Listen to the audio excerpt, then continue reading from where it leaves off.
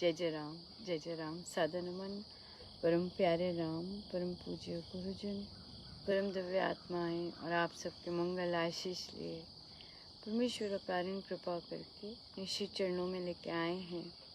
उनका बारंबार धन्यवाद, अनंत अनंत अनंत बार धन्यवाद। हम आज शनिवार को एक बहुत ही अद्भुत यात्रा के लिए एकत्रित होते हैं, अपने आप को जानने के लिए। और ये यात्रा बहुत ही सुंदर चली आ रही है। हम सब ने पहले इस यात्रा में समझा, अपनी भूमि तैयार की, और अब इसके दूसरे चरण में हम इसके बारे में चिंतन करते हैं ध्यान में जाके। पहले अपनी भूमि तैयार की थी हमने, बेस बनाया था, विश्वास बनाया था, क्षमा के बीज डाले थे, विश्वास के, स्वीकृति के, और इस बात के बीज डाले थे कि कोई भी चीज़ बुरी नहीं होती हमारे साथ, बल्कि चुनौतियाँ आती हैं। इस तरह के बीज डाले थे।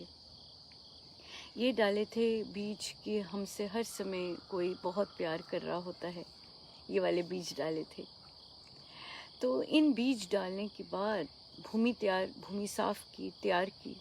उसके बाद हम उस पर उसको साफ करके उस पर चिंतन करना आरंभ किया था। हमने तो इसमें हम सिर्फ ध्यान करते हैं।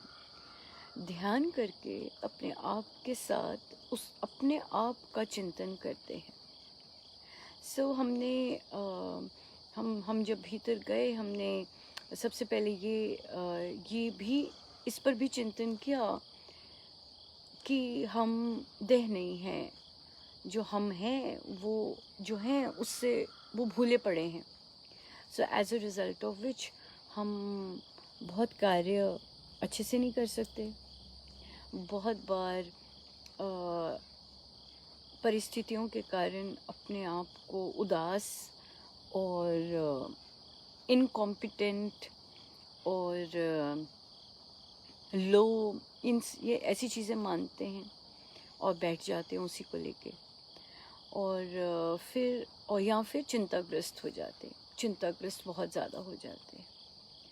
और फिर हमने अगली बार जब चिंतन किया था तो हमने ये चिंतन किया था कि हम सत्य हैं और कृपा हम पर हर समय बरस रही होती है।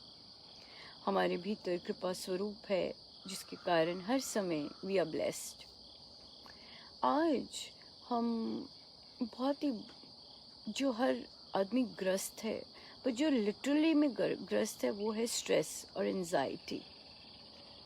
और इसके सिम्टम्स हमारे बॉडी पे बहुत जल्दी आते हैं, जैसे कि पेट टाइट हो जाना, नर्वसनेस हो जानी, बॉडी में सिम्टम्स आ रहे होते हैं, पसीना आ जाना, सोच नहीं पाना, अंदर ब्लॉकेज आ जाना, हृदय की गति बहुत ज़्यादा बढ़ जाना, इस तरह ये चीज़ें जब एंजाइटी आती है तो बहुत बॉडी का बहुत बुरा हाल कर देती है। चाहे एक पल के लिए भी आती है, तो एक पल के लिए भी स्ट्रेस आता है, वो बॉडी का बहुत बुरा हाल कर देता है।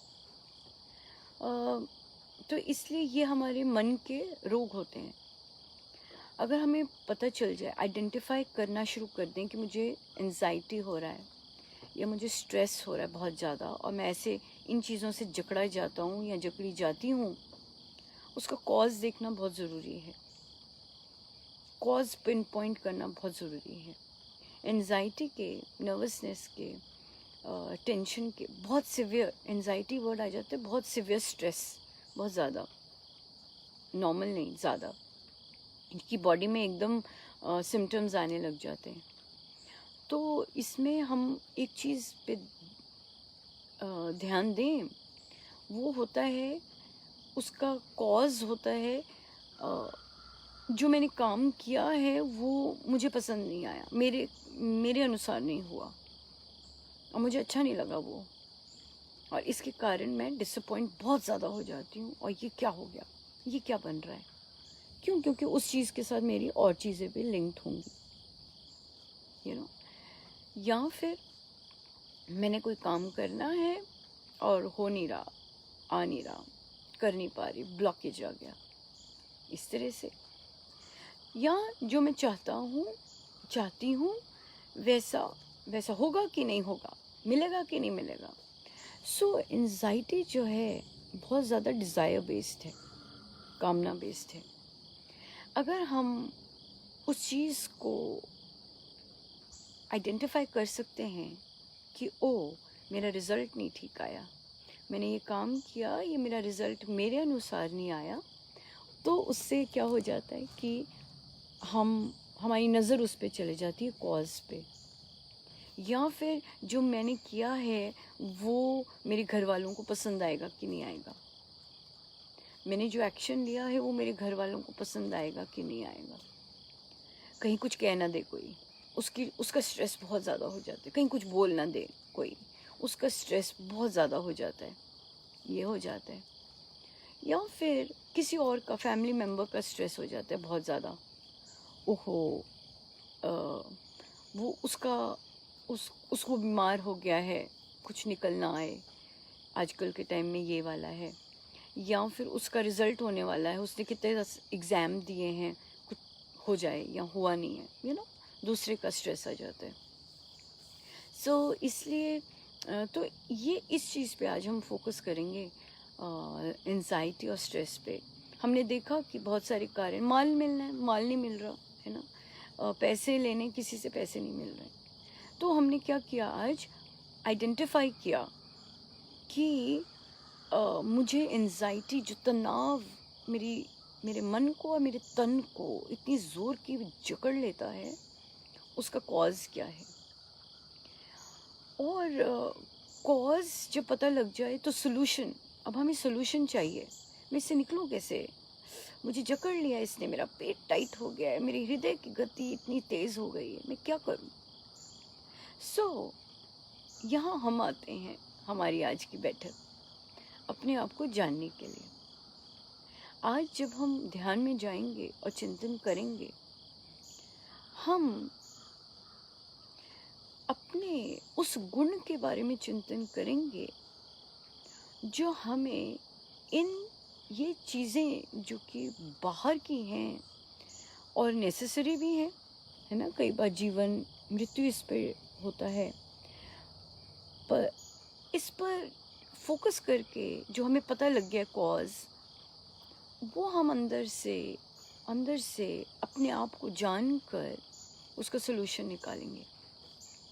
कैसे हम सोल्यूशन निकाल सकते हैं, इसका एक और एक्सटेंडेड पहलू भी हो सकता है। जैसे कि आपको अब पता चल गया, न केवल अपने ऊपर, आपको ये पता चल गया ये तो मेरा हो गया ना, मेरे अराउंड है, पर इसका एक अलग सा ब्रांच भी आ सकती है, और वो है कि अगर मुझे पता चल रहा है कि मेरे आसपास या कोई मेरे जानने वाले को स्ट्रेस हो गया है, तो भी हमारे अंदर,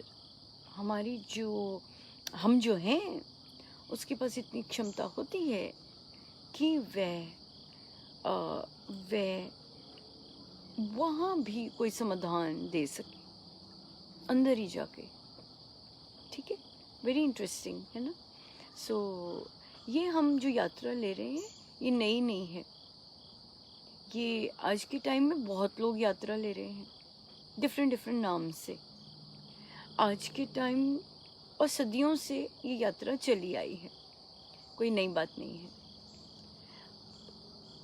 और ढंग हो सकता है अलग बात करने का, पर नई बात नहीं है कोई। इस रास्ते पे बहुत लोग चले हुए हैं, और हम कैसे चल रहे हैं इस रास्ते पे, हम संतों की शिक्षाओं से चल रहे हैं। सो ऐसा नहीं है कि हाँ एकदम बैठे और नई चीज़ आ गई, ऐसी नहीं है। यहाँ खुद ध्यानस्थ हुए और निकल आया, नहीं, ऐसा नहीं है। संतों की चरण शरण जाके जैसा उन्होंने सिखाया है, उनकी आज्ञा का पालन करके हम ये यात्रा ले रहे हैं अपने आप को जानने के लिए। इस यात्रा में इस यात्रा, ये जो साधन हमने यूज़ किया, ये ध्यान कर रहे हैं हम। इस साधन में और चीज़ें, और साधन भी हो सकते हैं, जैसे कि परमेश्वर का नाम लेना, परमेश्वर का सिमरन करना, सेवा करनी, ये जो स्वाध्याय करना, पढ़ना, ये साधन जो हैं, ये जब हम ध्यान में आते हैं, ये बहुत हेल्प करते हैं, बहुत हेल्पफुल रहते हैं। क्योंकि ध्यान तो हम 7 मिनट इतना ही लगा करते हैं, पर जो बाकी दिन जब हम आंखें हमारी खुली होती हैं और हम बंद नहीं कर सकते, तो बाकी साधन बड़े अच्छे काम आते हैं। तो हमारे सद्गुरु महाराज श्री स्वामी सत्यानंद जी महाराज श्री ने हमें राम नाम दिया। हम नाम के उपासक हैं, नाम भगवान के उपासक हैं। सो हम उनके नाम का चिंतन करके यहाँ तक पहुँच सकते हैं कि जब हम 5 मिनट 7 मिनट ध्यान में आए तो हमारा वो हम बैठ सकें। सिमरन की बात की, जो हर समय परमेश्वर के चिंतन में, नाम के चिंतन में जा सकता है। हम राम नाम के उपासक हैं, कोई भी नाम ले सकते हैं। हमारे गुरु महाराज कहते हैं सब नाम बहुत बढ़िया हैं, आपने कोई और गुरु मंत्र लिया है आप वो ले सकते हैं, पर अगर आपने राम नाम का गुरु मंत्र लिया है तो राम नाम का गुरु मंत्र ही लेना सही रहता है, और तभी काम आएगा तभी काम बनता है। सो चलिए, हम इन भूमिका हमने बना ली है कि हमारा आज का ध्यानस्थ चिंतन कैसा होगा। तो आइए चलते हैं हम।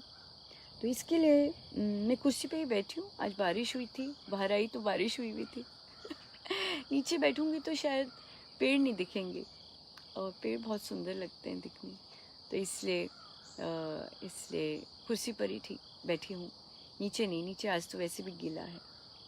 तो आइए हम बैठते हैं। आप अगर कुर्सी पे बैठे आप भी बैठ सकते हैं, आप नीचे बैठे तो कार्पेट पे बैठ सकते हैं, ऐसे बैठ सकते हैं। सो हम ऐसे बैठे हैं जिससे हमारी पीठ बिल्कुल सीधी हो। तो थोड़ा सा पोजीशन ठीक कर लेती हूँ ताकि पीठ सीधी हो जाए। और पीठ सीधी बहुत ज़रूरी है, क्योंकि ध्यान में ऊर्जा का बहुत काम है, उसका लेना देना बहुत ज़्यादा है ऊर्जा का। तो हम चाहते हैं, क्यों, कौन सी ऊर्जा, बहुत पवित्र ऊर्जा होती है, और इससे जितना भी तनाव और बाकी चीज़ें हैं, क्योंकि हम जो अंदर परमेश्वर हमारे अंदर बसते हैं वो इस ऊर्जा के रूप में बसते हैं। तो ये ऊर्जा, शक्ति जिसे कहते हैं, ये बहुत हेल्प करती है, इसे संतगण कहते हैं। तो इसलिए सारा कुछ जो भी शब्द आते हैं वो सब संतों के हैं, अपना कुछ नहीं है, इसलिए वहाँ पे जाने की ज़रूरत नहीं है सो आइए हम चलते हैं। हम सीधे होके बैठे हैं और आंखें बंद है। आप ऐसी चिंतन घास में भी कर सकते हैं। अपना मैट बिछा लीजिए, घास पे कीजिए, खुले आसमान के नीचे, बहुत अच्छा लगता है।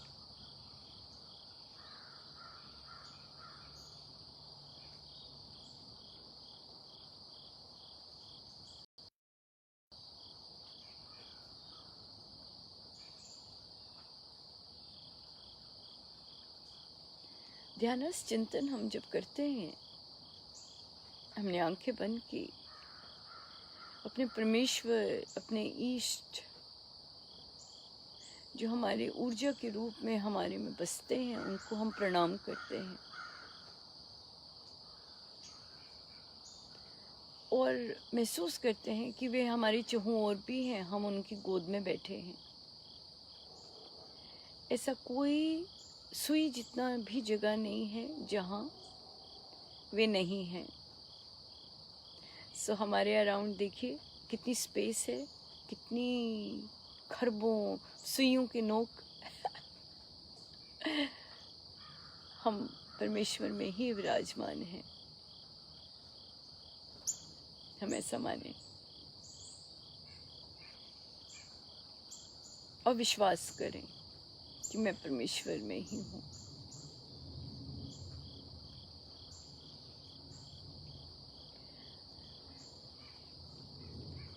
हमारा देह भी एक बहुत सुंदर साधन है, जहाँ हम रहते हैं। देखिए, बातचीत का ढंग चेंज हो गया। हम मतलब आत्मा, मैं आत्मा हूँ। मैं जहाँ रहती हूँ, जिस देह में, वो बहुत सुंदर साधन है अपने आप को जानने के लिए। बहुत सुंदर, सर्वोच्च। यदि ये मानव देह ना हो तो मैं अपने आप को नहीं जान सकती। गीता जी में एक पंक्ति आती है, अपने आप को अपने से जानना। आज हम वो कर रहे हैं। मैं जो आत्मा हूँ, अपनी देह, अपने मन के साधन से, व बुद्धि के साधन से अपने आप को जान रही हूँ। किंतु संत कहते हैं कि इसका अनुभव हम न देह, न मन, न बुद्धि से कर सकते हैं। वो इसके पार जाके ही करना होता है।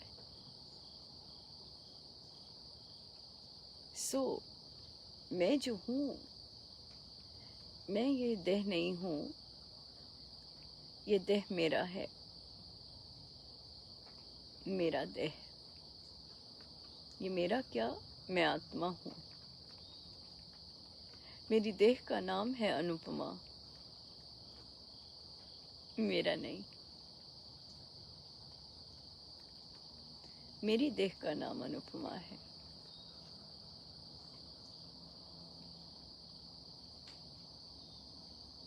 मैं इन शब्दों को सुन रही हूँ। मेरी शक्ति से ही ये शब्द बोले जा रहे हैं और मैं ही इन शब्दों को सुन रही हूँ। अपने आप को अपने से जानना।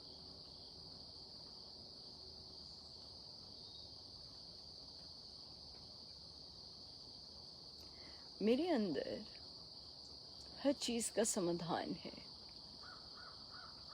मैं समाधान का कोश हूँ। क्यों? ये कहाँ से आया मेरे अंदर? क्योंकि मैं परमेश्वर का अंश हूँ।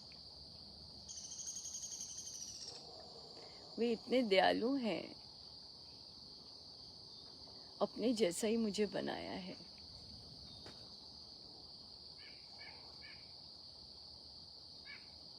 पर मुझे अपना पता नहीं।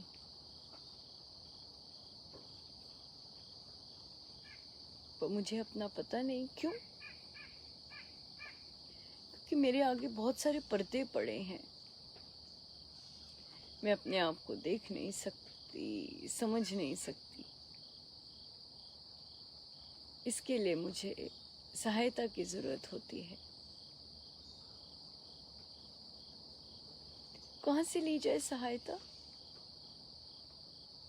संतों से, जो इस रास्ते पे चले हैं, जिन्होंने जाना है।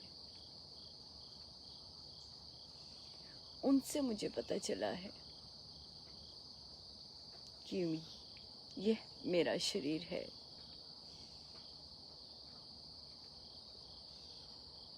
यह मेरा मन है। जो हम मेरा कहते हैं वो आत्मा है। आत्मा का शरीर है। आत्मा को मन मिला हुआ है, पर आत्मा नहीं है। आत्मा इससे निकल जाएगी, इसे मिला है।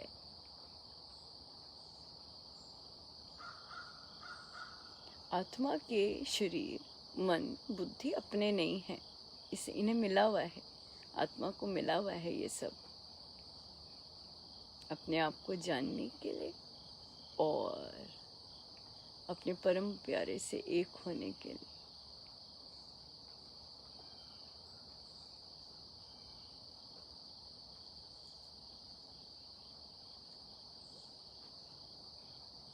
आत्मा जो मैं हूँ,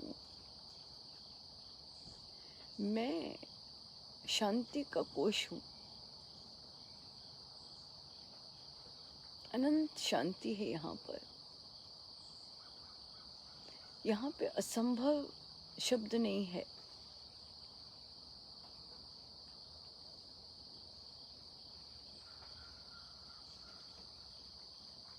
असंभव शब्द नहीं है।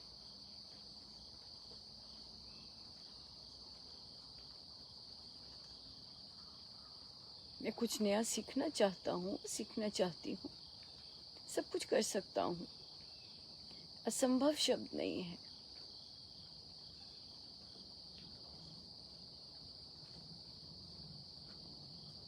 पर उसके लिए मुझे अपने शरीर को तैयार करना होता है, मन को तैयार करना होता है, क्योंकि वे कार्य करते हैं।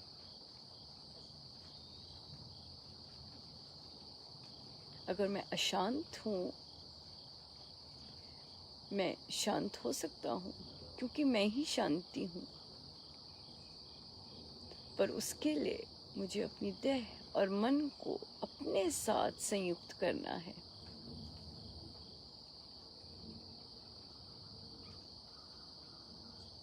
आज हम अंदर से बाहर के जो साधन हैं उन्हें अपनी ओर कर रहे हैं।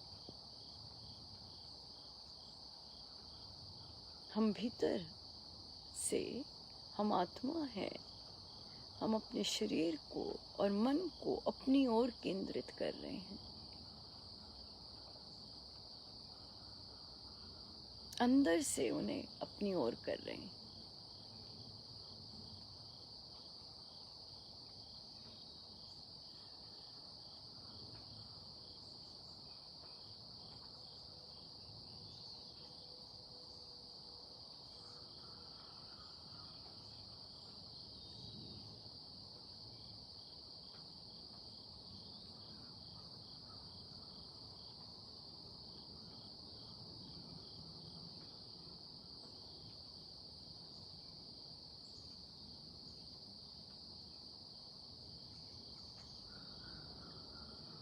हम अलग हैं, देह से और मन से अलग हैं। ये मुझे मिले हैं, मेरे साधन हैं।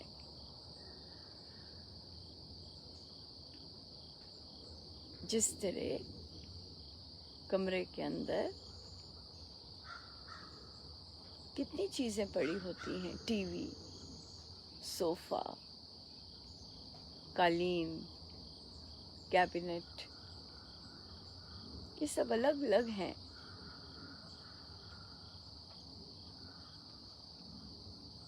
पर कमरा नहीं।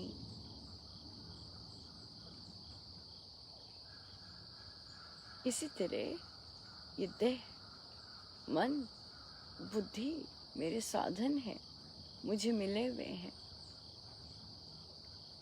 ताकि मैं उस शांति के स्रोत से एक हो सकूं।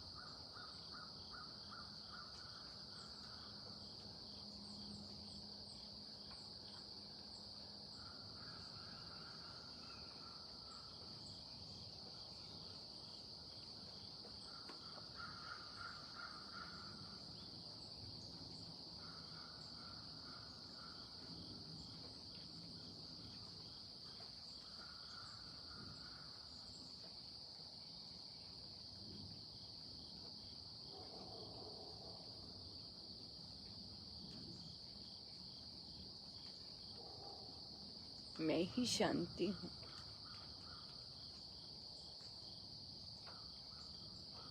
मैं ही संभावनाओं का कोश हूँ।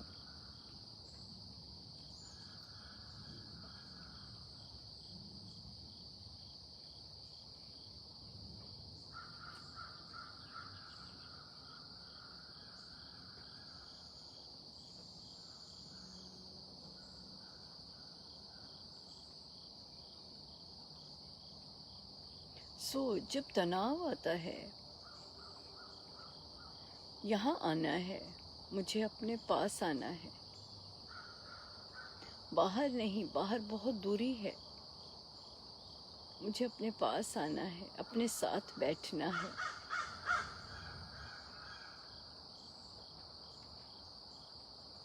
और जो बाहर की चीज़ मेरे शरीर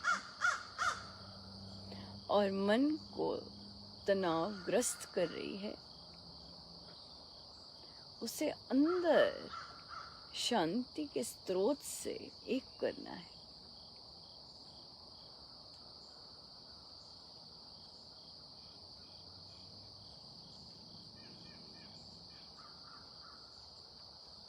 परमेश्वर का नाम बहुत हेल्प करता है। ध्यान में ये चिंतन, मैं क्यों तनावग्रस्त हूँ, देखो मेरे शरीर का क्या हाल हो रहा है, मेरा मन कैसा जाता जा रहा है, पर मैं तो ये नहीं हूँ, मैं तो ये नहीं हूँ, मैं तो ये नहीं हूँ। मैं शांति हूँ और मेरे अंदर से शांति निकले। मैं संभावनाओं का कोश हूँ, मेरे अंदर से संभावनाएं निकलें।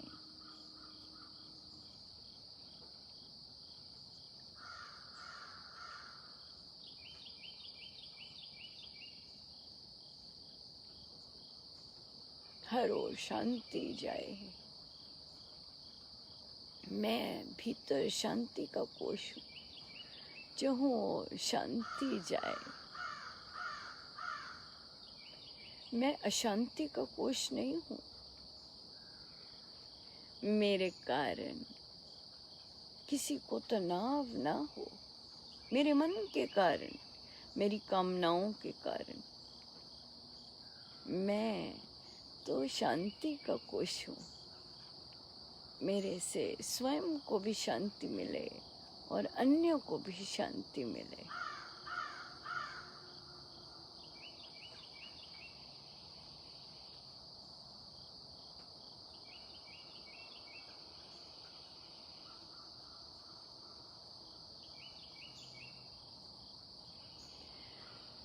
से जितना हम अपने आप के साथ बैठ सकें, बैठे और बार बार प्रैक्टिस करें बैठने की अपने आप के साथ। We are our best friends, but it is practice. It is all practice. अपने आप को ये बेस्ट गिफ्ट देना है, अपने आप के साथ बैठने का। सो गुरुजनों का, अनंत दिव्य आत्माओं, बहुत बहुत धन्यवाद। और मेरे प्यारे परमेश्वर का अनंत अनंत धन्यवाद। जय जय राम।